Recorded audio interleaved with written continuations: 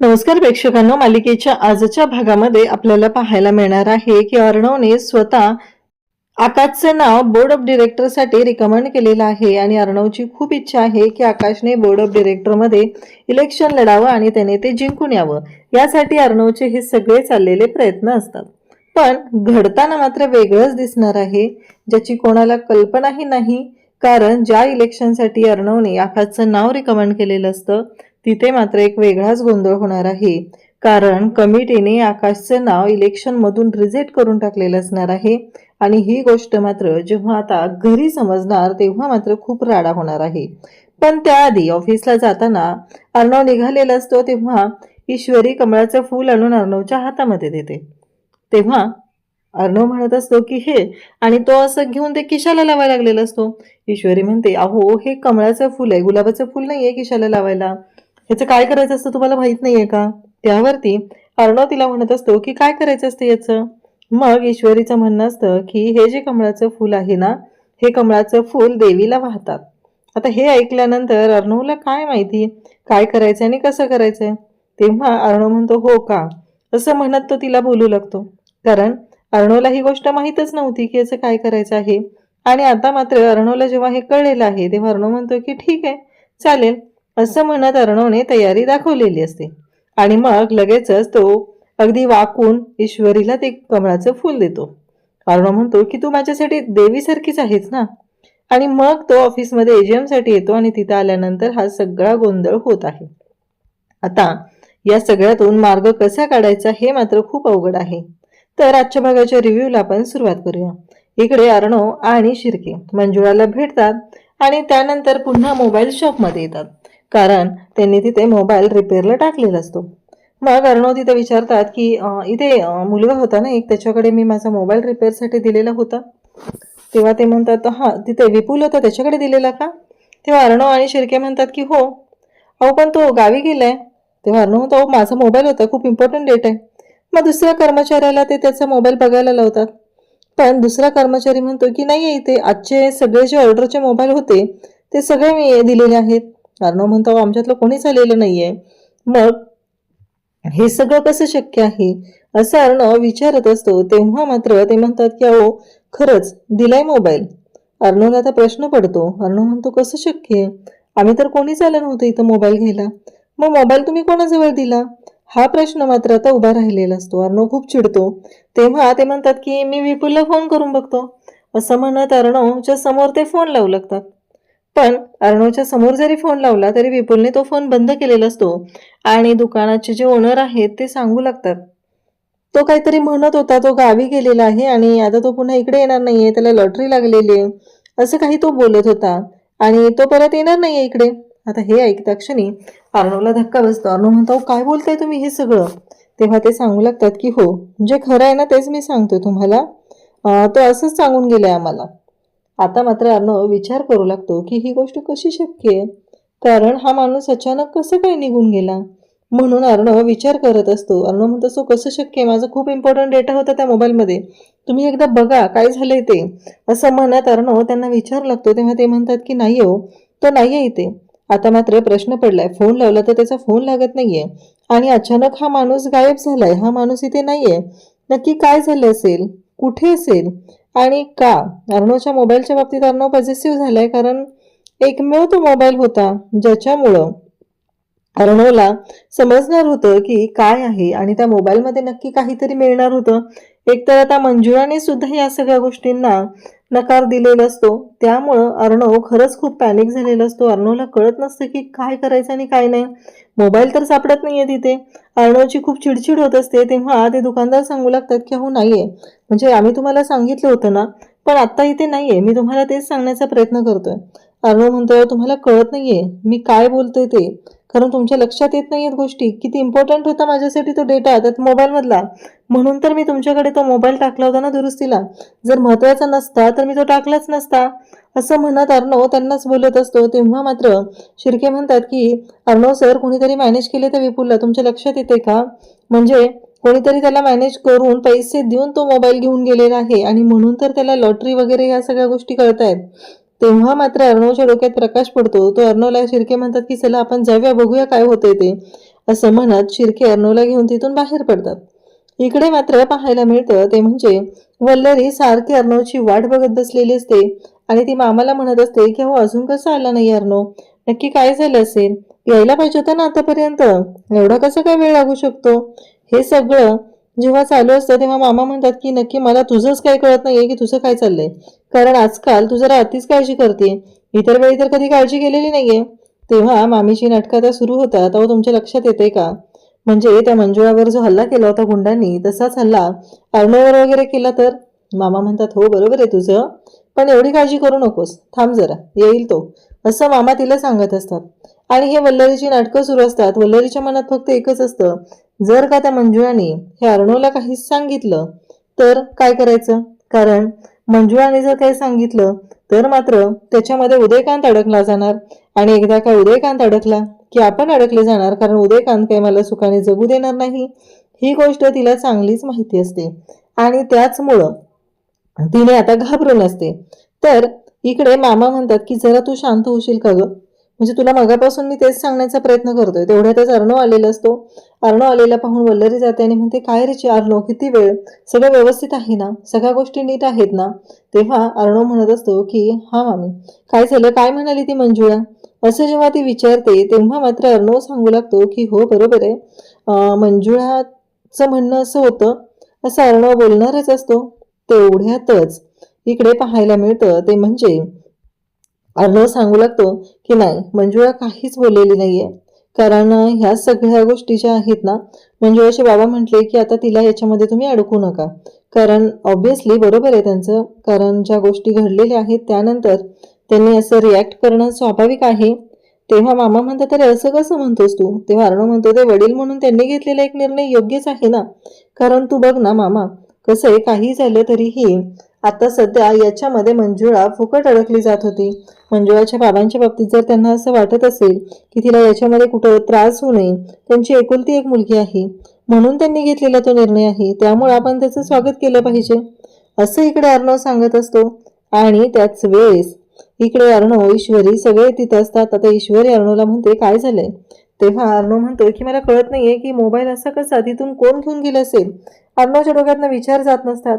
एकतर मंजुळाने आपल्याला सांगितलेलं आहे की तो राकेश नाहीये, तेव्हापासून मला कळतच नाहीये की काय झालेलं असणार आहे आणि कसं झालेलं असणार आहे. तेव्हा ईश्वरी म्हणते की तुम्ही शांत व्हा बरं, थोड्या शांतपणे विचार करा, सगळ्या गोष्टी क्लिअर होतील, असं ईश्वरी त्याला सांगत असते. त्यावरती अर्णव म्हणतो की कसं शांत होऊ, माझ्या बाबांच्या बाबतीत हे सगळं झालंय आणि मला कळत नाहीये की हे सगळं कोणी केलंय आणि त्याचबरोबर या सगळ्याला कोण जबाबदार आहे, आपण का शांत राहायचं आहे, असं अर्णव तिला बोलत असतो. त्यावरती ईश्वरी म्हणते हो मला सगळं पटतंय तुमचं, पण ह्या सगळ्या गोष्टी शांतपणेच करणं गरजेचं आहे, कारण गोंधळ करून काहीच हाती लागणार नाहीये, हे तुमच्या लक्षात येत नाहीये का, असं ईश्वरी सांगू लागते. तेव्हा मात्र अर्णव म्हणत असतो पण काय करणार आहे आणि किती दिवस शांत राहायचंय, हा अर्णवचा मुद्दा असतो. त्यावेळेस ईश्वरीचं असं म्हणणं असतं हो बरोबर आहे तुमचं सगळं पटतंय मला, पण जरा शांतपणे विचार करा, दुसऱ्या काही गोष्टी क्लिअर होत आहेत का. तेवढ्यातच शिर्केंचा फोन आलेला असतो आणि शिर्के अर्णवला म्हणत असतात की सर तुमचे फॉलोअर जे आहेत, म्हणजे अर्णव ईश्वरीचं जे फॅन पेज आहे त्याचे फॉलोअर 1 मिलियन क्रॉस झालेले आहेत आणि त्यामुळं आपल्याला कोलॅबरेशनसाठी कॉल येत आहेत, कॉंग्रॅच्युलेशन्स. अर्णव खूप चिडतो. अर्णव म्हणतो तुम्हाला कळतंय का शिर्के परिस्थिती काय आहे, गांभीर्य काय आहे, आणि तुम्ही मला कॉंग्रॅच्युलेशन काय देताय आणि फॉलोअर वाढलेत म्हणून काय सांगताय, कळत नाहीये का तुम्हाला, असं म्हणत अर्णवने आरडाओरडा करायला सुरुवात केलेली असते. खरं तर या सगळ्या गोष्टी खूप भयानक पद्धतीने चाललेल्या असतात. तेव्हा ईश्वरी म्हणते अहो काय चाललंय तुमचं, एवढं काय चिडताय तुम्ही त्या शिर्केंवरती, जरा शांतपणे घ्या ना. अहो त्यांनी काहीतरी तुम्हाला सांगितलंय, ते महत्वाचं आहे म्हणूनच सांगितलंय, मग आता कशाला तुम्ही अशा पद्धतीने रिॲक्ट होताय, असं इकडे इशू अर्णवला सांगत असते. तेव्हा मात्र अर्णवचं म्हणणं असतं अगं कळतंय का आत्ताची परिस्थिती काय आहे, त्यांना या गोष्टीचं गांभीर्य नको का, का प्रत्येक वेळेस असंच काहीतरी बोलायचं आहे, असं म्हणत तिचं आणि अर्णवचं बोलणं चाललेलं असतं. तेव्हा अर्णव म्हणतो की हो, आणि ती सांगते की हे बघा आपल्या कंपनीच्या दृष्टीनं काही गोष्टी जर महत्त्वाच्या असतील तर ते निर्णय आपल्याला घ्यावे लागणार आहेत, त्यामुळं त्या बाजूने थोडा विचार करून बघा, जर का सगळं व्यवस्थित होत असेल तर काहीच हरकत नाहीये, असं इकडे ईश्वरी सांगत असते. अर्णव म्हणतो की हो, आणि मग काही आहेत कोलॅब्स आणि आपल्या कंपनीच्या दृष्टीने त्याचा फायदा होणार असेल तर विचार करूया. अर्णव म्हणतो ठीक आहे आणि तो झोपी जातो. दुसऱ्या दिवशी सकाळी अर्णव लवकर उठलेला असतो. घरी सगळ्यांची तयारी जोरदार चाललेली असते. अर्णवला सकाळ सकाळ शिर्केंचा फोन येतो आणि शिर्के सांगू लागतात की सर, आजच्या मीटिंग सगळ्या केलेल्या आहेत आणि आज कमिटी मेंबर्सची मीटिंग आहे आणि कमिटी मेंबर्सच्या मीटिंगमध्ये आपल्याला या सगळ्या गोष्टींचा विचार करावा लागणार आहे, असं सगळं सांगितलं जात असतं. आणि तेव्हा मात्र इकडे पाहायला मिळतं ते म्हणजे काहीही असलं तरीही या सगळ्या गोष्टी ज्या आहेत त्या थोड्या वेगळ्या पद्धतीने आहेत असं ते सांगत असतात. आणि आज एजीएम पण आहे आणि मग आता आपल्याला इलेक्शन पण घ्यावे लागणार आहे, हे सगळं बोलणं चालू आहे. आणि नेमकं त्याच वेळेस आता इकडे खाली सुद्धा मी मॅडमला फोन केला होता आणि त्यांच्याकडून ह्या गोष्टी कळलेल्या आहेत. म्हणजे आकाशला कळवलं का विचारल्यानंतर त्यांचं असं म्हणणं असतं की हो, त्यांनी फोन रिसिव्ह नव्हता केला पण नम्रता मॅडमनी केला होता, मी त्यांना कळवले. तेव्हा शिर्के नार्नो म्हणतो की ठीक आहे.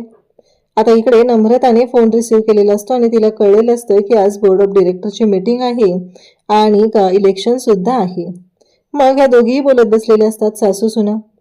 तेव्हा मात्र नम्रताच्या डोक्यात आता ट्यूब पेटते. ती म्हणते की मला कळत नाहीये, आज मीटिंग आहे, फोन आलेला होता. मग हे सगळं जेव्हा तिचं चालू झालेलं असतं तेव्हा मात्र वल्लरी म्हणते की तुला कळतंय का? तेव्हा नम्रता म्हणते म्हणजे? तेव्हा ती म्हणते की अगं, या इलेक्शनला जर आकाश उभा राहिला तर काय होईल? आकाश जर जिंकला तर फायदाच होणार आहे ना. तेव्हा नम्रता म्हणते हो बरोबर आहे तुमचं, पण त्यांनी ऐकलं पाहिजे ना यासाठी. तेव्हा वल्लरी किचनमध्ये येते आणि म्हणते अगं सुनबाई, तुझ्या लक्षात येतंय का?